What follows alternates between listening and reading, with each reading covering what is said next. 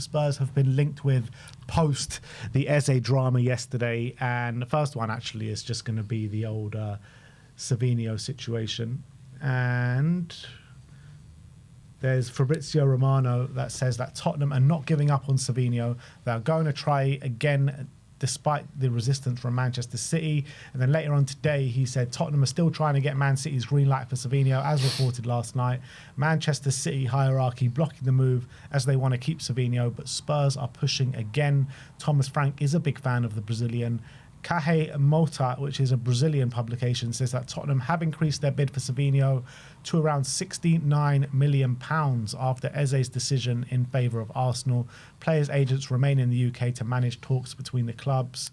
The Mail are reporting that Tottenham remain determined to complete a deal for Manchester City forward Savinho, and Gary Jacob and Tom Allnut both say that although Spurs have been put off by the 60 million valuation, talks are likely to accelerate for Savinho after the teams meet on Saturday. And yeah, I mean, this is kind of something I said over the last couple of weeks. Like, I do expect something like talks to definitely heat up after Spurs play Man City, but I've got no kind of positivity about this deal at all. I'm just not buying any of it. I'm not buying any of it. Especially, I wasn't buying any of it before, especially after what's happened with Eze. Not buying any of it now. I just don't see. It doesn't make sense. Tottenham are put off by their valuation, and Man City don't want to sell. So both things, so if Man City don't want to sell, they're not likely to lower their valuation. And if Tottenham are put off by the 67 million valuation, they're not likely to meet that. So I don't see how there's any positivity come from this deal, unless at the moment it's just Man City playing hardball, hoping to get a higher bid. Yeah. Unless that's what's happening, but I don't know. A lot of the people, saying that Man City genuinely don't want to sell. And I can understand their lack of willingness to sell because he's a good player and he's very young. He's only been there a year. It would be a sale in haste, I would say. Obviously, again, as we've said, if they're looking to get Rodrygo, it makes sense, but that might be off the table at the moment. Maybe it comes back alive if this sale does go through, but I'm just not buying any of this. I don't think Tottenham are going to go that high. I don't see any evidence that Tottenham are going to make such a big bid for him. There's no evidence in the history of the ownership that they would.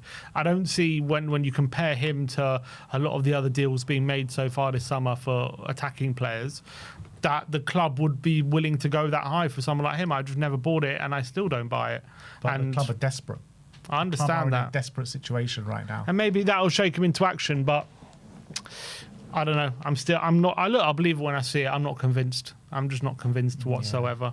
I do kind of feel very similar way to you about this deal, but look, Spurs need to make a move for someone pretty quick. And if they're going to have to overpay, they're going to have. And at this stage of the window, you're probably going to have to overpay on anyone that you're going to bring in, especially if he's going to be of a required quality. So, do I believe this is going to happen? No. Do I believe that Spurs should push the boat out and bid the kind of money that they're asking for? Yes, 100%, because like I said, we're in a complete desperate situation. He's a player that would come in, be part of our first 11 or our strongest 11 straight away. Top quality player. The only thing that makes me kind of be a tiny bit positive on the deal is what we've heard before in the past, that Savinho would like to move to Tottenham. And if that's the case, and Pep Guardiola usually does get rid in those certain situations, then there is a small glimmer of light there, but however, it is very small. Just don't buy it. I don't buy any of it. Don't believe any of it right now. When it comes, look, I just think all the facts of this case don't lead to Tottenham ending up with him. Yeah. I also feel like when it comes to being desperate and overpaying, I think for a number 10, I agree. I don't think they feel. I'd be surprised if they feel the same way for Savinho. They should, though. They should. Again, if I'm a fan, if it's up to me, I would. But I think for Savinho, we've got 4 wingers at the moment in the squad. I think obviously they're all going to be part of the squad, and I think all of them the club like. So I don't think the club are looking at Savinho thinking we have to get him in by any means necessary. I think they'll probably look at this deal and think if the money's right, we'll do it. I think when it comes to a number 10, a player that we have currently in the squad and we're desperate for, then I think okay, maybe they'll think we might need to push the bar a bit more because we just need this player. I just don't see them thinking like that for Savinho. I don't see why they would. They should be thinking about that, because our best winger of a generation has just left the football club in Son Heung-min.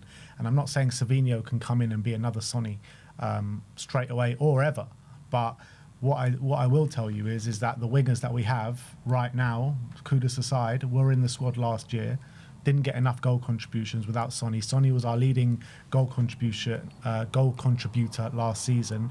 Yes, we've brought in Mohamed Kudus, who doesn't exactly set the world alight last season with goal contributions. So we need more in there desperately. Savinho got, 10, 11 assists last season. We need more players of that calibre to come into the football club. And yes, I know he only got 1 goal, but you can see the supreme quality that the guy has. You can see it week in, week out whenever he's played. So I think it is a desperate case to bring someone in on the wing. I really do. Yeah, but I don't know if the club feel the same way. Yeah. That's the thing. And I don't see the club putting Savinho in the by any means necessary category. I just don't see that. All right, next up, we are going to talk about... who are we talking about next? We're going to talk about Maghnes Akliouche of Monaco. Matt Laws says that Tottenham are interested in Akliouche but will face competition from Bayer Leverkusen. Spurs are looking to frantically attempt to bounce back after already missing out on Eberechi Eze and Morgan Gibbs-White. Sources believe Monaco will sell him if they receive an attractive bid. Miguel Delaney says that Spurs want to sign Maghnes Akliouche and one additional attacker before the summer transfer window shuts. L'Equipe are saying that Tottenham transfer target Akliouche looks set to remain at Monaco this window. While there is interest from multiple clubs, his €70 million valuation is not being met with any interested party. And Gary Jacobs says Tottenham's new number 10 shortlist includes Akliouche. Inter Milan were interested but told he would cost £60 million, which is not far off the €70 million valuation as reported earlier by L'Equipe. So it feels like to me that this guy could be like next on the list after Gibbs-White to Eze, and then it could be him. Yeah, we spoke about him as an alternative to Savinho, and I was saying he makes a lot more sense as an alternative to Eze than Savinho, and I think this it looks like he is potentially an alternative to Eze. I think he is much more of a number 10 / kind of like right winger kind of player. I think he perfectly fits the squad. I think he's got unbelievable quality. I thought he was fantastic last season when I saw him for Monaco in the Champions League. Got a great left foot, so technical, great passer as well. I would love him through the door. Again, this is a player. Last season was kind of his main breakout season for Monaco. You're talking 60 million, which is the same as Eze. Will Tottenham think he's worth that? Are they going to try and get them down to like 50 million, 45 million or something like that? Obviously needs must for me. You get him in if he's your number 2 target or whatever, and he's next on the list. You get him in and you force it and you do your best, and you don't allow this deal to melt away just because you might be overpaying a bit. You need to get this deal done. We're in desperation territory here for a number 10. So I think if he's next on the list, which I can understand because he's a fantastic player, get him in. If it's 60 million, pay the 60 million. All right, you're overpaying, but that you could make that up in spades. If he has a good season, all of a sudden he's worth 80, 90 million anyway. If that's what you're worried about. So look, is 60 million a bit of an overpayment for him right now in this stage of his career? Potentially, when you're comparing him to some of the other attackers that have gone in this window, see, he's probably worth about 50, but who cares? Pay the extra money. Stop worrying about a few extra million here and there. The most important thing is get him over the line. What did Paratici used to say when he came in? He said sometimes, you haggle over 1 or 2 million and you end up losing the player, when if you just pay the money, you get what you need. I'm pretty sure he said something to that ilk when he first came in. And that's what we've got to do in this situation. That's what big clubs do. How long ago did he join us? 2021. Now he understands how things work. Yeah. Look, I would like to see him in. Am I confident that Spurs can get a deal done? Probably not. Leverkusen do seem kind of further on in the deal than us at this moment in time. It's not to say that Spurs can't steal a march on them, the flashing lights of the Premier League and all that. There has been suggestions that he might even just stay at Monaco for another year of development there. He's got a really good thing going at Monaco where last 2 seasons he's been growing as a football player. And he's got regular goal contributions for 2 years now at Monaco. So there is a situation where he could just stay at Monaco for one more year, and then if he has another great season with Monaco, he could go to like a top club if he stays on this kind of trajectory. Yeah. I think if it's a choice between us and Leverkusen, I think we can probably offer bigger money than them, I would say, like, you know, wages and whatever. And I think there's a likelihood he'll probably pick us over Leverkusen, considering Alonso's no longer there. It's a different kind of project now. So I would fancy our chances, but who knows with this club anymore? Yeah, but him as a player, I think he would be a really good fit, not only as the number 10, but also to fill in on the right wing as well, because you've got then two players in Kudus and Akliouche who can both play right and can both play through the middle. And it gives us a bit of air of unpredictability. I think as well, if Brennan Johnson is going to be used and deployed as a left winger, we are in need of someone that can fill in on the right as well. So I think from a profile standpoint of the positions that he can cover, I think it could be a really good fit, to be honest. Next up, let's go to Morgan Rogers. Morgan Rogers. Fabrizio Romano says, the dream target for Tottenham internally is Morgan Rogers, but it is seen as a difficult deal to do because Aston Villa don't want to sell the player. People in the industry feel that the deal is almost impossible, but Spurs are thinking about him internally. Well, you can think about him all you want, but unless you slap down a bid of 85 million, this deal is not even going to be thought of inside of the Villa hierarchy. So there's probably no point even bringing up his name. There's no point talking about him internally. The only reason to talk about him internally is to make a plan for him when we play Aston Villa. That's the only reason to talk about him internally. Like, I would love to see Morgan Rogers through this door, and everyone that we're going to talk about on the list, he would be number one. He would be my number one choice for sure. Can fill in multiple positions, top quality, proven in the Premier League. What an unbelievable year he had last year for Aston Villa. But this ain't happening. No chance in hell. Yeah, I mean, he's a dream target for the right price, I'm assuming, for Tottenham. He's not a dream target like to stump the money down and pay the 80 million or whatever it's going to be to bring him in. We're not going to do that because we have the money. We can pay 80 million if we really wanted to, and if we're convinced by him, he's right there. But we're never going to lay that amount of money on one player. It's just, that's not in Levy's nature. If it's between paying a lot less for a more unproven player and seeing if he becomes good, or paying 80 million for someone like Rodgers, who's been brilliant for 18 months in the Premier League and just got Young Player of the Year at the PFA Awards a couple of days ago, we're never gonna pick that option. It's never gonna happen. The only way Morgan Rogers happens is if Villa are so desperate that we get them down to like 60 million or something. No chance. And they're willing to do a deal at that level. And yeah, it's never going to happen. Villa is too important for Villa, and Villa, they haven't had a great window themselves. I don't think they're in the mood to be letting one of, or if not their best player, go for such a cheap amount of money. I do think, in terms of his actual worth, he's probably in the ballpark of what we've agreed for Eze and Cunha and Mbeumo and all these things, but to Villa he's worth a lot more. And if you're serious about getting him out of Villa, then you're going to have to stump up the money. And I think the money they're talking about is just not.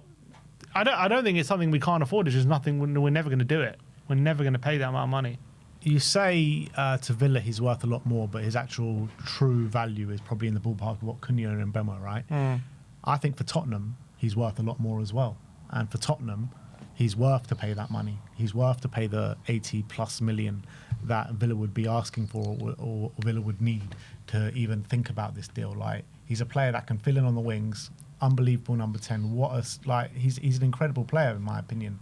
And I think when you're talking about the targets that we've been going for, the Rodgerses and the Ezes, he would have 100% be next on the list. 100%. Yeah, we don't think in those terms. We think of market value, what's a fair rate for a player, and we don't want to overpay. We don't want to pay more than what we think he's worth. And it's not to us, but in what he's worth in the current kind of transfer market, what his current value is, and we will determine that judging by the going rate.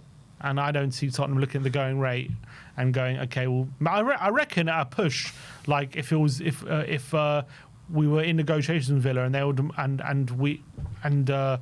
we would maybe go up to like 70 potentially to just try and get the deal over the line. I just can't see us ever going anywhere near 80. I just can't see it. Yeah. And I don't blame you for not seeing it because I can't see it either. But next up, we're going to talk about, you know who's coming next. It's going to be Mr. Tyler Dibling of Southampton.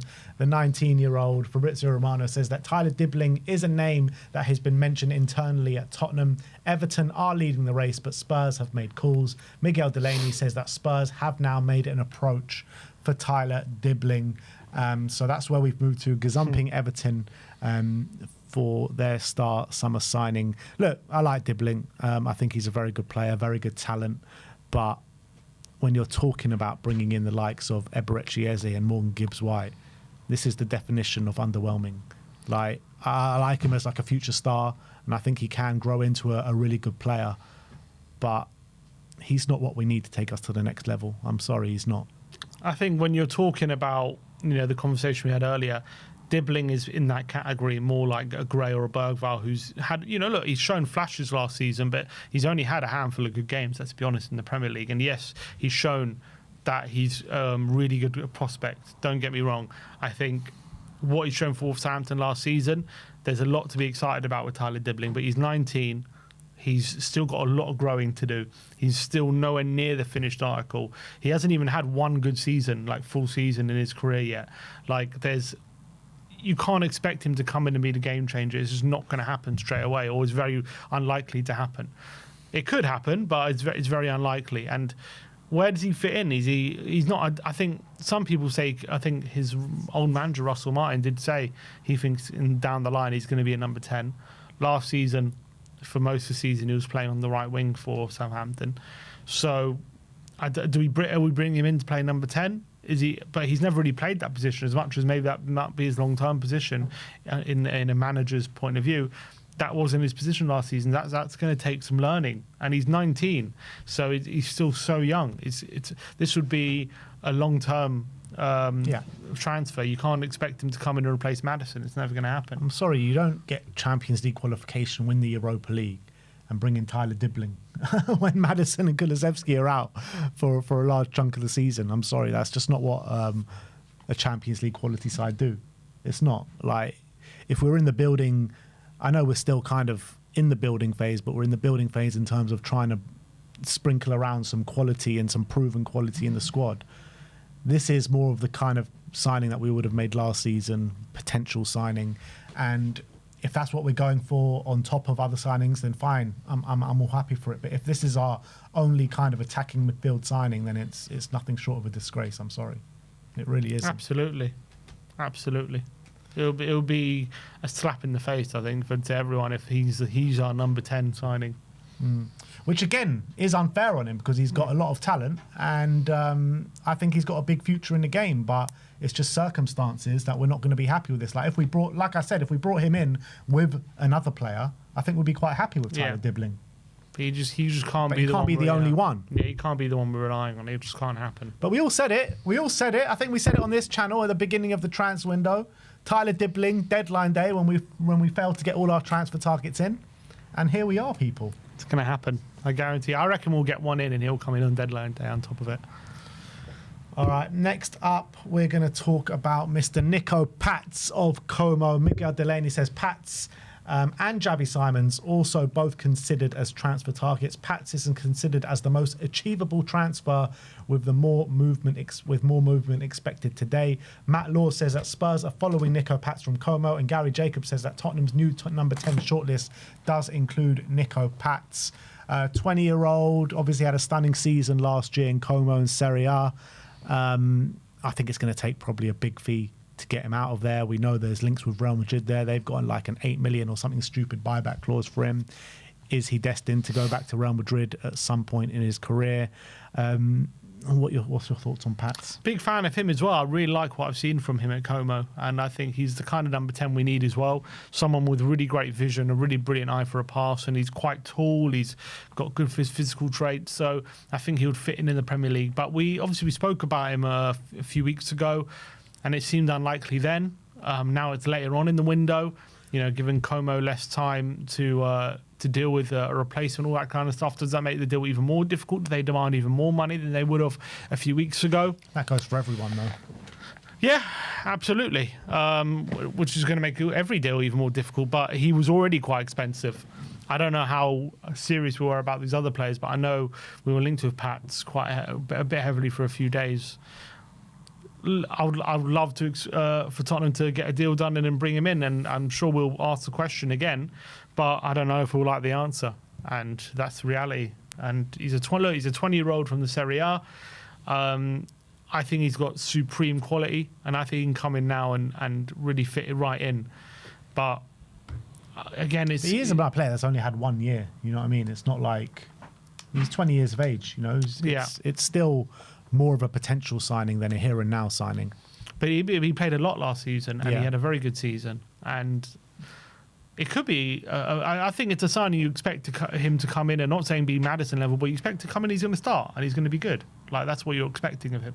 Yeah, but it's not a signing on the same kind of caliber as what we were kind of thought we were getting. No, of course not. But I think he's got great potential, and I really like him. I think he could. There's a potential he could hit the ground running. That's the word, potential. Yeah, but of course, that's what you're dealing with. You're dealing with players his age. The difference between him and Dibling is Dibling just showed it in fits and spurts for a relegation team. He never really done it over a whole season consistently. That's not totally his fault because he's playing for an absolute dog shit team, but that's just reality. I think Pat's had a full, really good season, and he played a lot, and he was really consistent for a lot of it.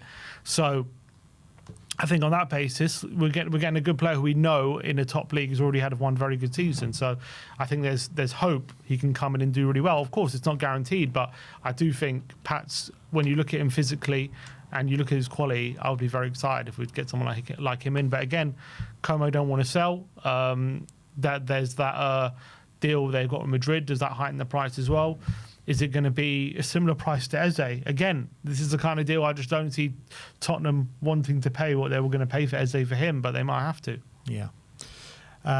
Next up, Xavi Simons from Fabrizio Romano says that Tottenham did make contact for Xavi Simons a few days ago. However, he does have his heart set on a move to Chelsea. What's going on with that move to Chelsea, though? Because, I don't know, nothing seems to be happening with it. Well, apparently he's set to play this weekend. So I don't know what's going on. Maybe we can change his heart. Come on. Come on, Xavi. You look so good in white. That's where you belong. He's a player who, despite being young, 22, he's obviously got loads of experience. Yeah. International level, Champions League, Bundesliga, a few different... He's played in Holland, hasn't he? He played in France, and now he's played in Germany. So he's a completely different level to most of the other players we're talking about when it comes to that kind of level of experience. Obviously, unbelievable quality, so versatile. He's a phenomenal talent, and I'd love him through the door. But yeah, if he's got his heart set on Chelsea, it's going to be hard to change that. So I don't know what to say about it if that's the case. But why haven't Chelsea got this over the line? Yeah, yet? I don't know. It's very odd. There's talk maybe do they need to sell some players? I don't know what's going on there. Maybe if it falls through, we can pounce and be there. But I don't know. Chelsea usually find a way of getting these deals done. Yeah. And last but not least, for the, a lot of these might be bullshit. For the proper bullshit rumor of the day, we're going to go back and talk about Real Madrid's Rodrygo. I'm not sure why we're going to talk about it, but we're going to talk about it anyway, as a publication called Defensa Central say that Tottenham are in talks with Real Madrid to sign Rodrygo on a season-long loan. Real Madrid are happy to sanction the loan move as long as Spurs cover all his wages. The two clubs remain in talks whether a buyback option is going to be included. Yeah, of course we are. Good one. Good joke. We should do stand-up comedy. God's sake. You got to just laugh at this point. You just got to laugh at this point, mate. You can't even laugh at this point anymore. No, you're past that stage. Too sad. Bloody, yeah, right. We're going to get Rodrygo. On loan. Of course we are. On loan. Oh, fantastic. We're going to add in an option to buy in there as well. We're going to get Olise on a 2-year loan as well. Get him in. We're going to get everyone on loan. All the world class talent we need. Make a cheeky bid for get Isak. Why not get Isak? He's available, isn't he? Get him on loan. Why are you not excited, Sim? I'm bringing the mood down. Sorry, bringing the mood down. My fault. Oh, anyway, that is your Tottenham update for today. The less said about the Rodrygo links, the better, to be honest. But yeah, let us know your thoughts on these transfer rumours in the comment section below. Do you believe that Spurs can get any of these players over the line, apart from a Tyler Dibling? I think Dibling's probably the one that I'm most confident that Spurs will probably get over the line, and he's the least one I want. So, and to that's make everyone more angry, apparently Eze's not going to play tonight. Is that right? Yeah. Oh, the scumbags, man. The absolute scumbags. Everyone. So I told you Eze on stream was bullshit. This whole they want him to play. I thought it was bullshit. They heard Arsenal. Our pants down. Crystal Palace, Steve Parish, and Arsenal have all had our pants down in this transfer. I knew it was bullshit. Actually unbelievable. We heard yesterday as well the report saying Arsenal have been laying the groundwork for this since like before the Super Cup game or the 10th of August, whenever it was. They'd had a deal pretty much agreed since then, and it was just a case of pushing the button. And as soon as Havertz got injured, that's it, they pushed the button. Well, if you think about it logically, if Palace wanted to delay the deal, they're not going to tell Tottenham, well, Arsenal have come in. Yeah, of course. So they have to find some sort of excuse. They're saying, oh, we're just waiting for him to play. Yeah, it's always bullshit. No club does that. Who does that? Oh, we wait for him to play a first leg of a Conference League tie. That's why you're delaying a deal. It's obviously bullshit. Yeah. Tottenham should have called them out of it straight away. Yeah. So Eze have strung us along all this time. He knew about it. He's a wanker as well. He does. Yeah. I don't care what anyone says. He's an absolute wanker. Parish, he's strung us along all this time. Well, basically, they knew our fiercest rivals, the scum of the earth, Arsenal, were waiting in the background just to push the button on this deal all the time throughout all these negotiations, going back and changing things about bonuses here, bonuses there. We want him to play against Chelsea. We want him to play against Fredrikstad and all this crap, when they were just waiting for Arsenal to push the button. Lying to our faces. This is what I remember saying this when we were in Italy, when we first got the news of the Eze transfer. And it ended up being right. I said I think we both said it. The worry is, are we basically just negotiating on Arsenal's behalf and they're just going to swoop in? And then as the time went on, it seemed as though Arsenal weren't interested, but it seems as though it's exactly what we did. Yeah. We just spent weeks and weeks negotiating for Arsenal. Well, actually, it's not what we did. It's not what we did, because they had apparently a deal in principle before we even started negotiating. Apparently, they had the deal in principle done when we were playing out in Udine. So apparently they've done all the negotiations. What was the wait then? Apparently the wait was just for them to actually confirm and actually put in the bid. Apparently they didn't put in the bid. They just had something verbally agreed. What took them so long? I don't know. Havertz got injured and it changed everything. I don't know if they were actually going to do it before Havertz got injured. But apparently they had it ready to go. Sounds like this whole Havertz thing as well. He's only out for a few weeks. It doesn't sound like that's the cause. I don't know. Maybe they're always going to do this. I don't know. The whole thing is just an absolute mess, and we've just been embarrassed by the whole thing. It's just so embarrassing. Well, Eze, enjoy your bloody retirement from trophies. Exactly. You've just created a target on your back from the Spurs fans, and that's for sure. Whenever you come to Tottenham, it's going to be fun. Anyway, let's move on. That's your Tottenham